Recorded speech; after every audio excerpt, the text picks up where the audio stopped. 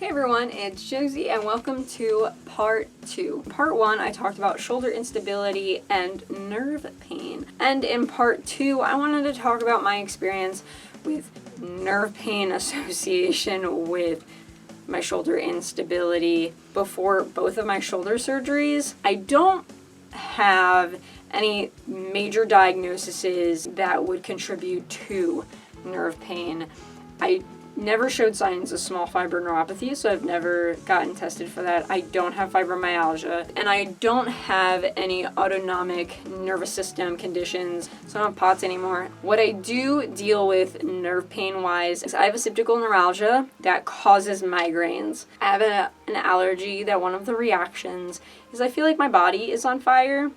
Nerve pain allergic reactions are more on the rarer side. And the third thing that I deal with is a common feature for people with Ehlers-Danlos syndrome. When your muscles tense up too much and they're trying to hold your joints in place and they stay tensed and they don't relax, they tense up too far, they start squeezing, your nerves are right there, and then you start getting nerve pain. It's literally muscular caused. At the moment, the only reason that I've had shoulder instability is because I've fallen twice. I've had 2 major falls. Both of these major falls have resulted in my shoulder instability issues. Dislocations, subluxations, they both have also resulted in capsular shift surgeries. My first fall was whenever I was 15. I fell on ice. I had to wait from the time that I was 15 until I was 21 to get that surgery. After that fall, I had a lot of pain, muscle pain, tightness here in my back, pulling down sensations. The nerve pain didn't really start until about 19. When I was 20, my hand got casted twice due to the nerve pain getting so bad in my hand that I couldn't move my hand at all. Before I was 21, I got sent to a surgeon to get ready for my surgery to happen. I'm sure I was explained the nerve issue that happens with subluxations and dislocations, but honestly, I had no idea what was going on. I was trying to understand EDS at that point in general. I mean, I was 21. Like, how am I supposed to understand? I got the surgery done in April of 2016. Told the surgery would only last about 3 to 5 years, and I needed to work out my upper back in order to keep everything in place.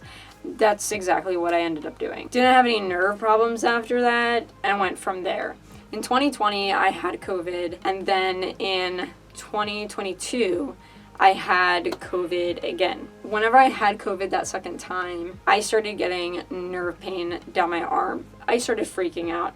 How do I know if this was some sort of nerve injury? And here it's now making its appearance. I went to my neurologist to have a medication check. A part of the medication check is checking my hands if they're shaky or not. Right hand was sideways. Whenever your hand goes sideways, it can be a sign of multiple things. It could literally just mean nothing. For me, it never happened prior. I ended up requesting a nerve conduct study test. It was probably 6 months later. The tingling got worse. Not only did the tingling get worse, but I got COVID again. Pretty much flew off of my longboard. I landed on my right side. I rolled. I went to a sports medicine doctor, went to physical therapy. My grip strength was 15 pounds to 10 pounds within like a month or 2, I think it was. Then the sports medicine doctor told me that the weakness in my right hand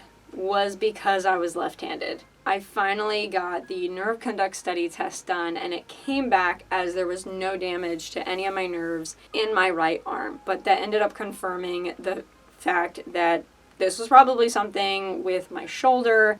I could barely feel my arm. The symptoms that I was getting at this point, my shoulder was clicking. I could feel a little bit of pressure. I had to pop it every once in a while. Arm was going numb randomly. I'd be in the middle of doing something, half of my arm, like up to here, would just go numb. Couldn't feel it. I would be playing instruments. My hand right here would go numb. and then my fingers would go numb. I started dropping stuff. I had some muscle pain in my back, my side. Other than that, I was able to do all my workouts. I was able to kind of just live my life. It was very aggravating, but at this point this is either my shoulder or someone's missing something. I got the sports medicine doctor to send me to an orthopedic surgeon within their practice. The orthopedic surgeon that I got sent to treated me like a clown. I've never, in the middle of an appointment, got up and walked out of an appointment before in my life. This was the first time. Ended up going back to the surgeon that I saw for my first surgery. They did a scan of my arm. You could tell in the scan that just by me laying down, my shoulder was subluxed. By the time 3 months hit after the surgery that I had, my hand strength went back to 35 pounds and 35 pounds. I still have some nerve-like sensations that'll randomly happen. However, learning about nerve injuries, I probably had some sort of nerve injury that happened. I wouldn't be surprised. Only time will tell if anything has happened. I gotta kind of wait this out a little bit. That's my experience with shoulder instability and nerve pain. I hope you guys learned something in part 1, and that is it for this video. Hope you guys have a good day, a good week, and I will see you soon. Bye.